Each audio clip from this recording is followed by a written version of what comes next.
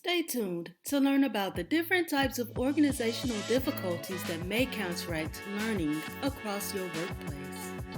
You should know that true learning organizations always outperform those that are learning disabled. Let's talk about the differences. Learning organizations employ systems thinking, in which the whole organization and its parts interact meaningfully to promote success. As you know, the smallest units of an organism are cells.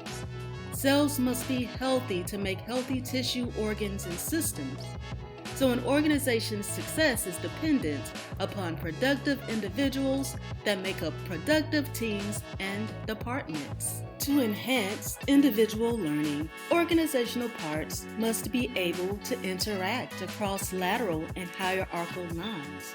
And this interaction must not simply be superficial. It has to be deeply meaningful so that collective thinking takes place frequently and effectively at all levels.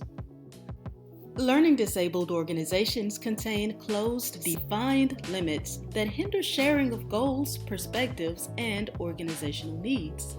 They have rigid chains of communication, and they employ the knowledge of one person or a select few to make decisions and establish strategic direction. They self-evaluate based on defined, quantifiable metrics, rather than how well organizational parts contribute and work together to attain overall vision and goals. They neglect stakeholders' personal mastery and team learning, as well as vision sharing.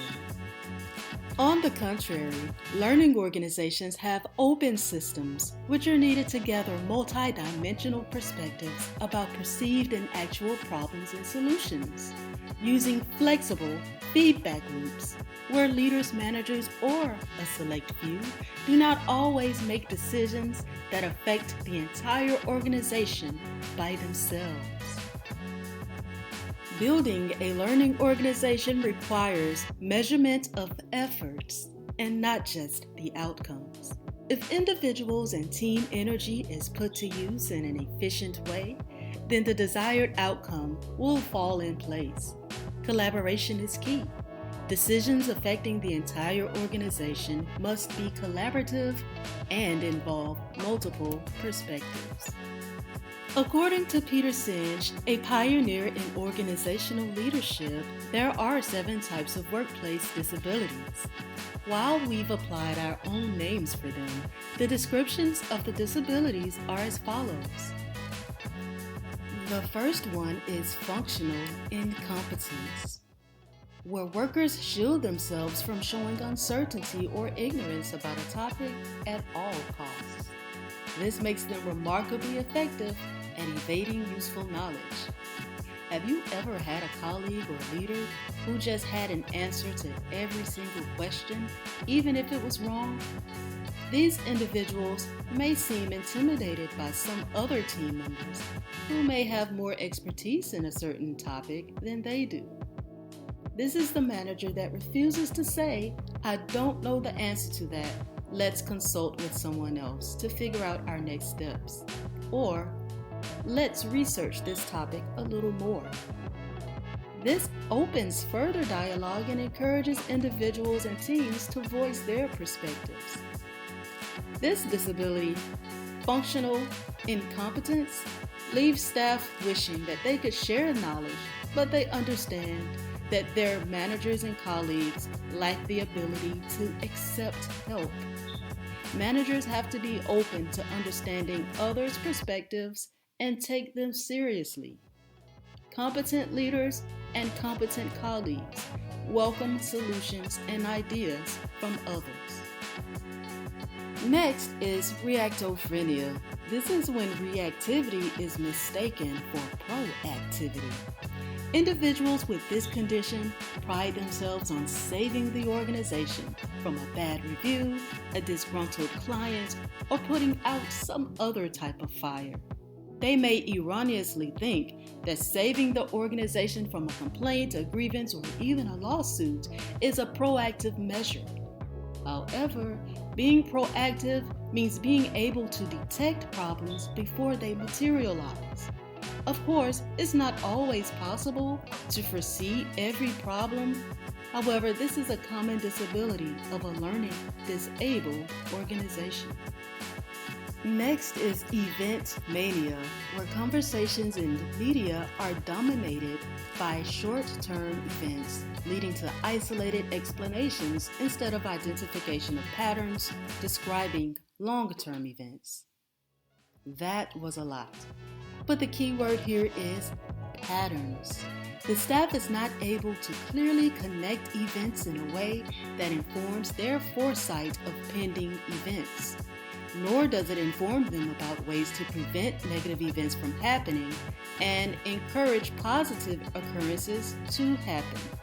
So, the key here again is to recognize patterns. For a simple example, a sales manager notices that each Wednesday, his day off, that there is a drop in his store's profit. He has an excellent sales team that works diligently for their commissions, so he doesn't know where the problem lies.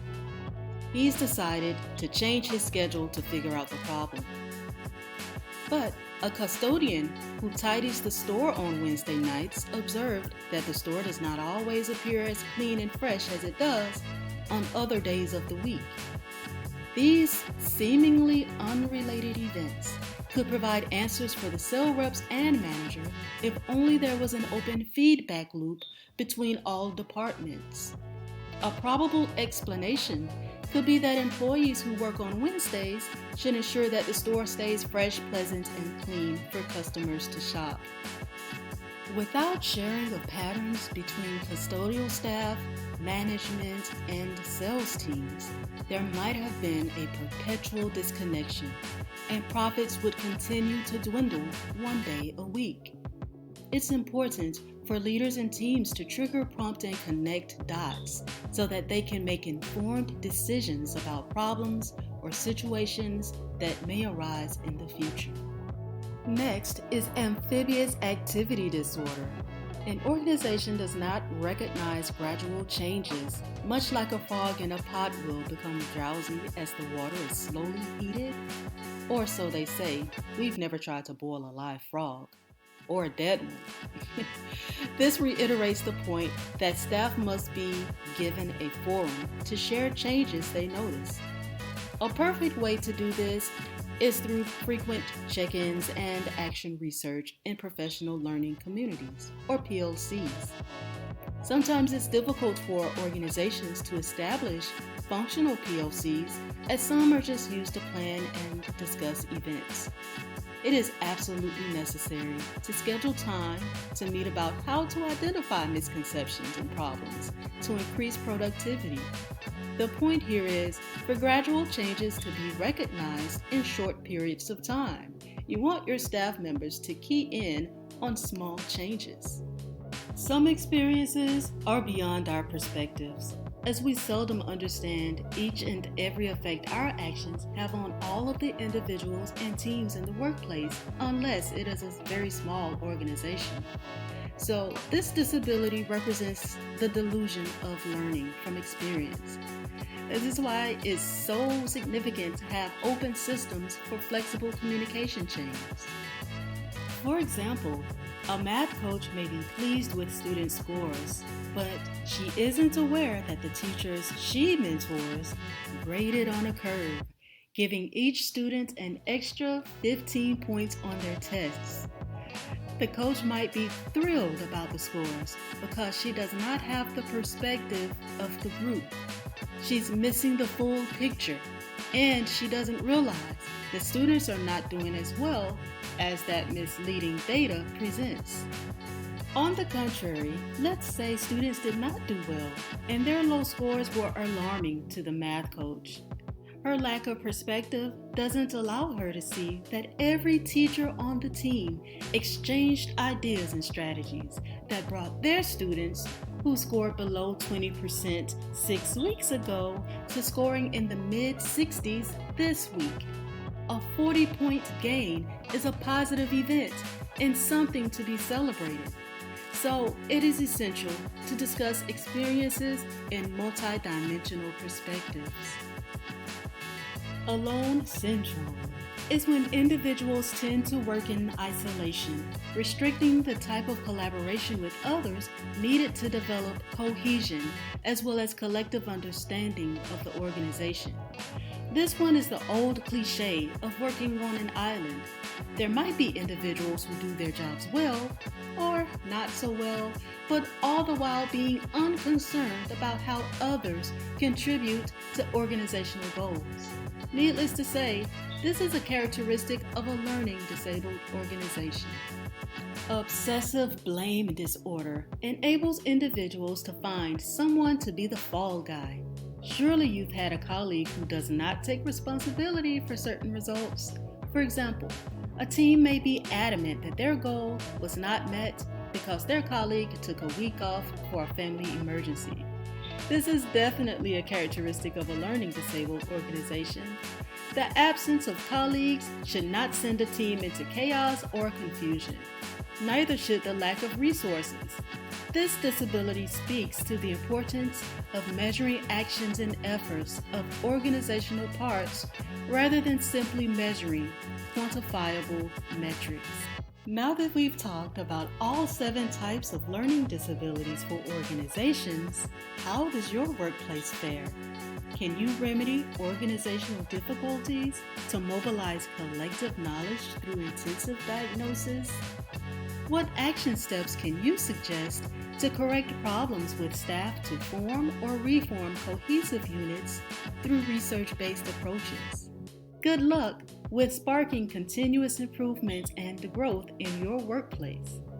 Visit us at www.thescholarsplace.com to check out our services blog and resources. I'm sure you'll find something of value. While you're there, feel free to call or email us with your questions and concerns. If this information was useful, don't forget to like, subscribe, comment, and share.